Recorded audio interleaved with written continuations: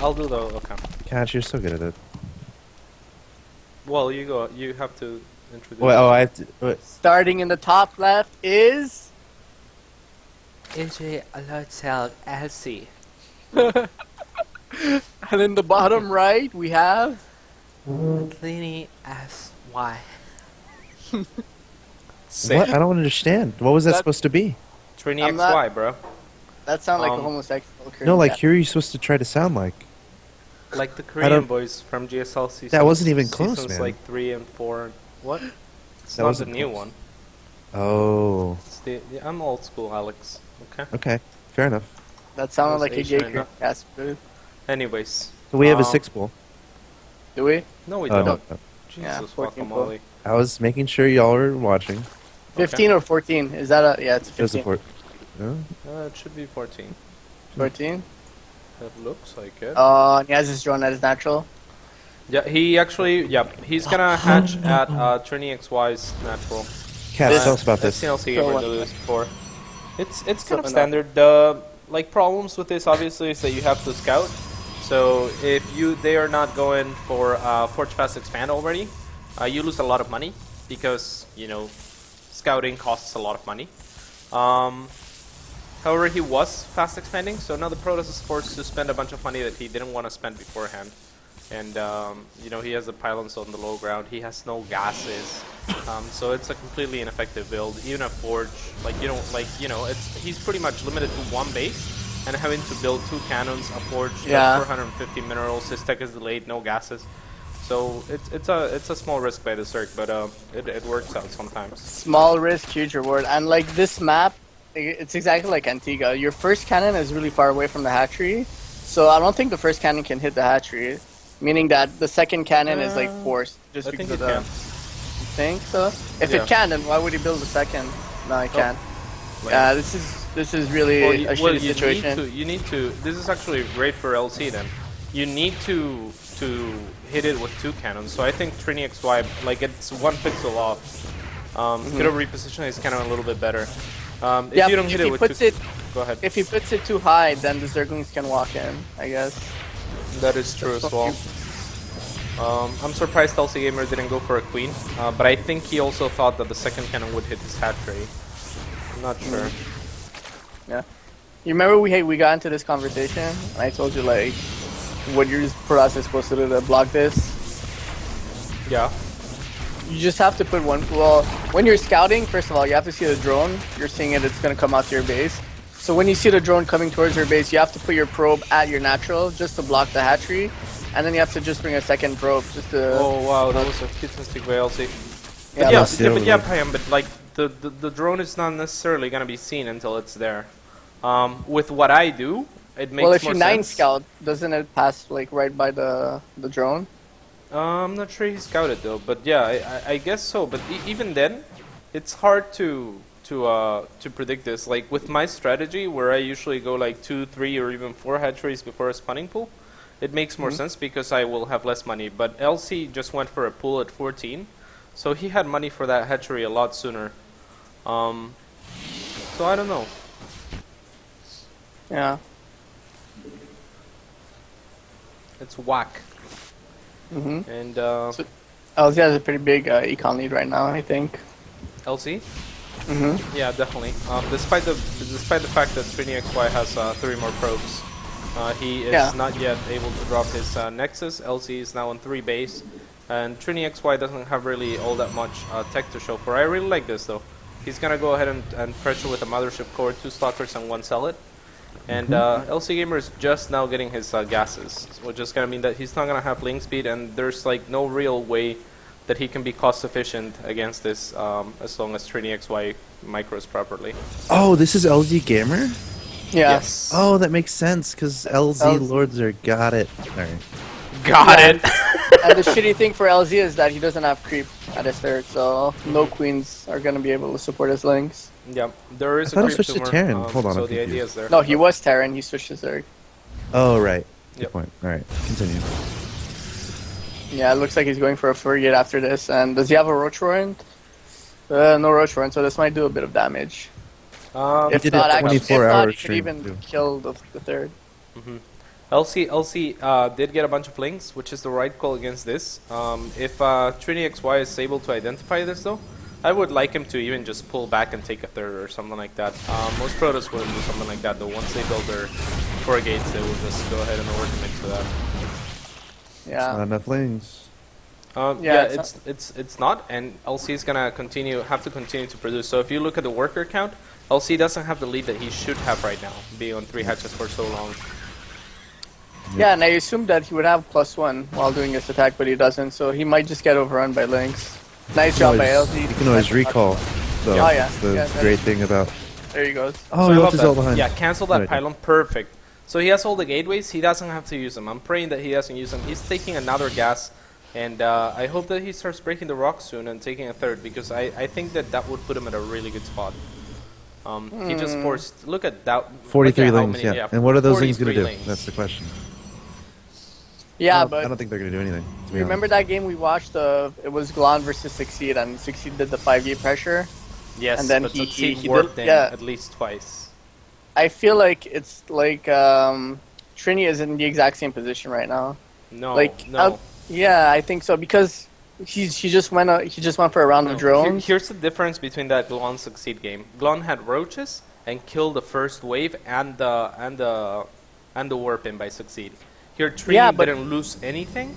LC only has a bunch of lings, and Trini didn't even warp in units to try and but Protoss has no tech, his gases were really delayed, his natural was really delayed, so his probe saturation was actually really good. LC is only now finishing his lair, and he's on 2 gases as well. I really don't think he's in an awful spot.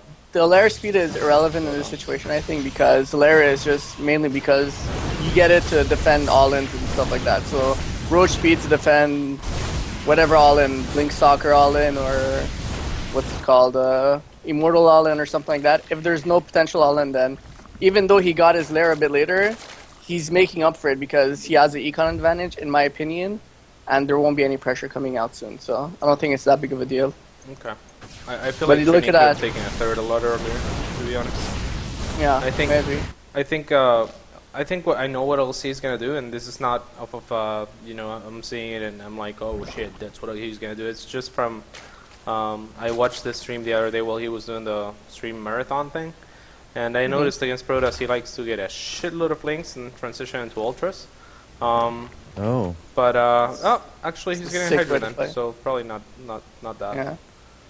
I thought he was doing that because he was only on 2 gases, but then he took 2 more. So yeah, he's going for a Baneling nest. Is he getting a Hydra den? Where's the Hydra den? Oh yeah, okay. Did he scout the Stargates? I think he did. So I think that's why he got the Hydra den. Yeah, perhaps. Void Rays are really good now, regardless though. They're one of my favorite units in Heart of the Storm right now. You're Zerg and you're saying that. I'm confused. Well, I'm all for the game, Alex. I want the game to be good and fun. Okay. Okay. So, do you think LZ is going to pressure behind this, or is he? He's taking a fort. He's just going to be passive, I think.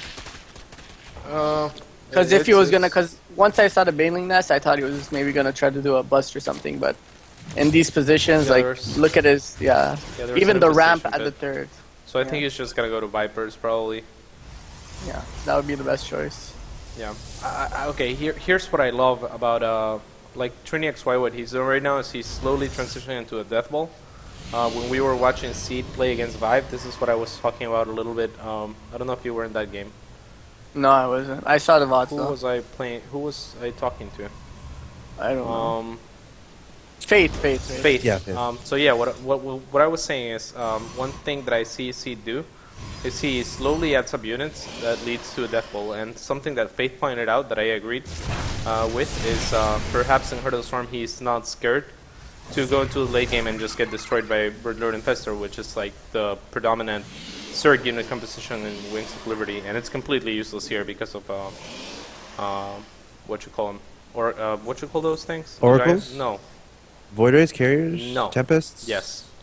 Because of Tempests. So Protoss Death Bowls are a lot scarier than they used to be in Wings of Liberty right now, and I think it's very viable to just slowly build up to a really nice army, and I think that's what TriniXY is doing right now.